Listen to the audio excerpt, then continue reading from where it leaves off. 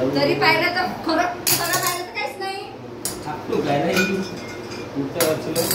Friends, तर आम्ही निघालेला आहोत ढोल पथक वाजवायला. हे बघा स्वराज, बघा यांचं यायचं तर कुठेही काम आहे दोघांचंही. हाय कर स्वराज. स्वराज पिल्लू हाय का? लाईक करा, कमेंट करा, म्हण लवकर. जोरात म्हण, नाही तर निम्ने सोबत वापस घरी पाठवून देईन. म्हण पटकन जोरानं. हॅलो फ्रेंड्स, मी तर या मुलांना कंटाळलेली आहे. बघा कुठेही जातो म्हटलं तर या दोघांना मला घेऊन जावं लागते. घरी राहायला तयारच होत नाही. त्याच्यामुळे मी निर्णय घेतला की मी आता ढोल वादनाला जाणारच नाही. मग मला हे बोलले की तुझं नेहमी असंच आहे, तू एक काम धड करत नाही, 10 कामं अंगावर घेऊन ठेवते. तर आता मला त्यांना प्रूफ करून दाखवायचं आहे की मी मुलं घेऊन सुद्धा ढोल वाजवायला जाणारच आहे.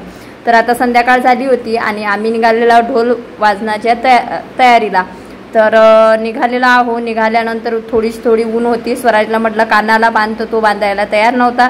स्वरा पण बांधायला तयार नव्हती. हे बघा मी स्टोल हातात घेऊन फिरत आहे. तर फायनली आम्ही पोहोचलेलो आहो आणि मी बघितलं तर आम्हीच लवकर पोहोचलेलो होतो. आणि ऊन बघा किती आहे, म्हणजे 6 वाजले ना तरी ऊन असतेच. आणि इथं माझा छोटू बघा ढोल वाजवतोय. जोराने मारायची तिकडून. हा, एक तिकडून मार. हात पुरत नाही त्याचा, तरी पण त्याचं सुरू आहे वाजवायचं.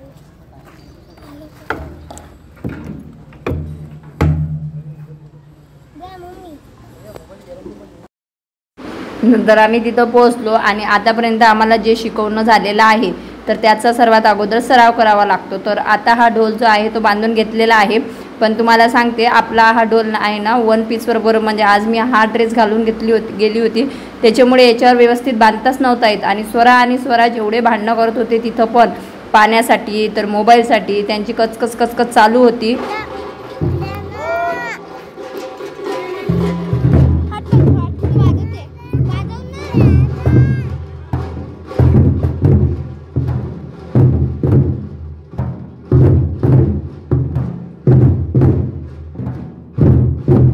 तर असे भांडण ते तिथं करत होते. परंतु या ड्रेसमुळे ना मला अजिबात ढोल वाजवता येतच नव्हता.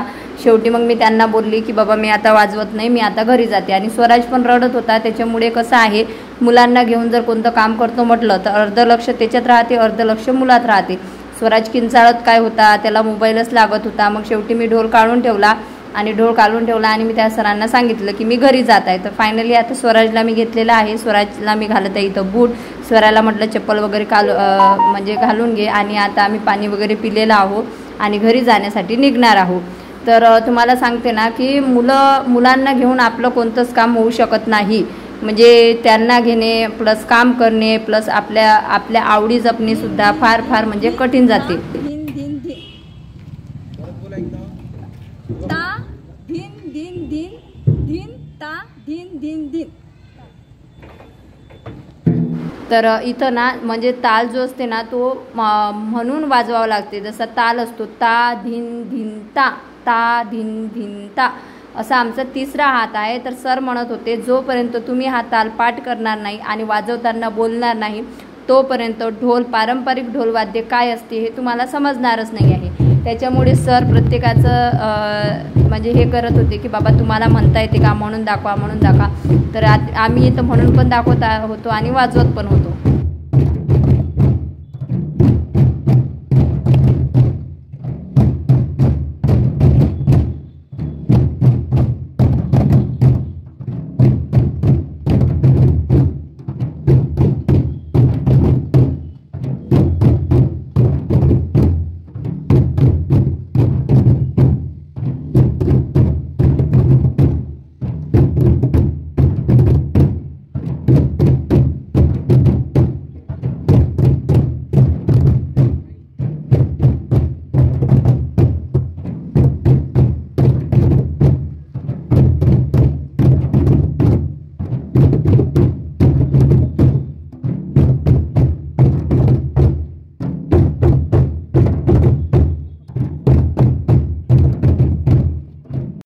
तर अशा पद्धतीने आम्ही ढोल पथकाची तयारी करत आहोत, कारण येणाऱ्या गणपतीत आमचं पहिलं वाद्य होणार आहे आणि नंतर महाराजांच्या यात्रेत म्हणजे या महाराजांच्या जयंतीत वगैरे पण होणार आहे.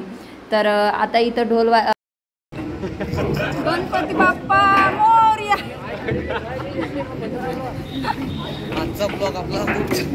आजचा vlog नाही, घरच्यांनी बघत होते. स्वयंपाकीला.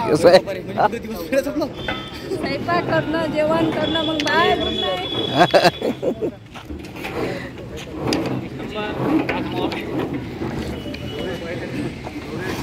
लावा ना, एवढ्या गरमी तुमच्यासाठी स्वयंपाक करायला लागते. तरी पाहिलं तर खरं पाहिलं तर काहीच नाही. आता तर 25 जुलै भेटून आपल्याला. अरे यार मला गरमी होऊन राहिली. हे बघ काय करू राहिला, पाय बघ. तुम्ही पहा ना, तुम्ही कौतुक पहा ना त्याचं. दिवसभर घरी नसताना तुम्ही कौतुक पहा त्याचं.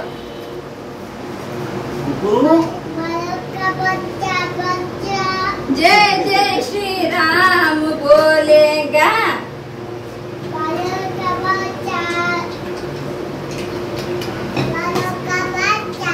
अरे बोल बाजरा, अरे बोल बाजरा.